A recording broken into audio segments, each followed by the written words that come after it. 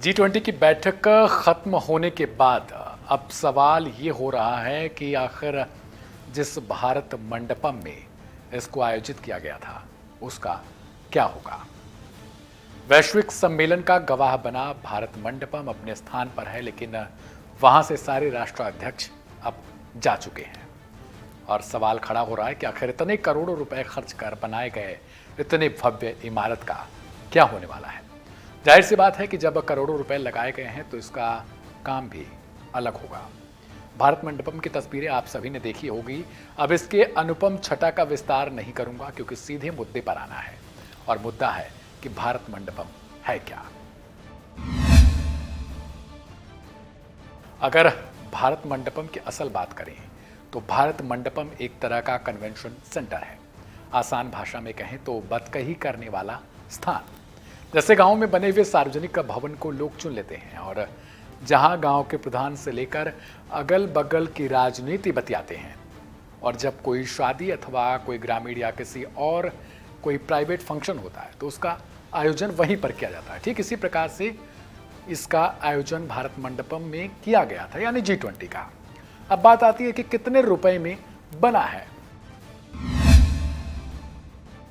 तो ये सवाल सबसे अहम हो जाता है कि कितनी लागत खर्च करके भारत मंडपम को बनाया गया है और इसका प्रयोजन क्या है। भारत मंडपम तकरीबन 2700 करोड़ रुपए खर्च करके बनाया गया है। अब आसान भाषा में इसे सुनना नहीं बताऊंगा कि कितने सुनने होते हैं।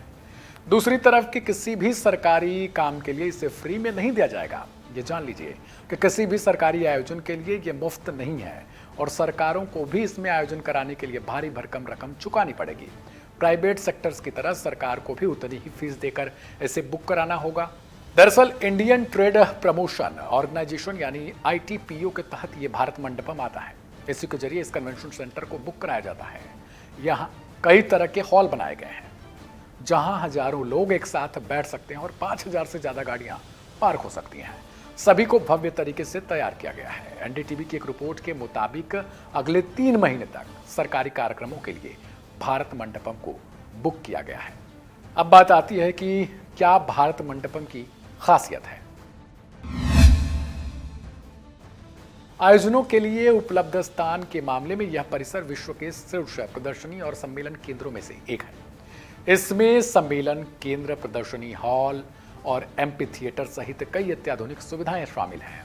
इस सम्मेलन केंद्र को प्रगति मैदान परिसर के केंद्र स्थल के रूप में विकसित किया गया है। इस परिसर में बहुउद्देशीय हॉल और प्लेनरी हॉल की संयुक्त क्षमता 7000 लोगों की है, जो ऑस्ट्रेलिया का सिडनी ओपेरा हाउस से अधिक है। इसके शानदार एम्पी थिएटर में 3000 लोगों के बैठने की भी व्यवस्था है। अब आते हैं अंत में कि क्या आपको पहले से ये पता था कि भारत मंडपम है क्या और कितने करोड़ की लागत से इसे बनाया गया है, या फिर नहीं? तो वो कमेंट करके बताएं। और भारत मंडपम आपको कैसा लगा वो भी जरूर बताइएगा और देखते रहिएगा वन इंडिया हिंदी।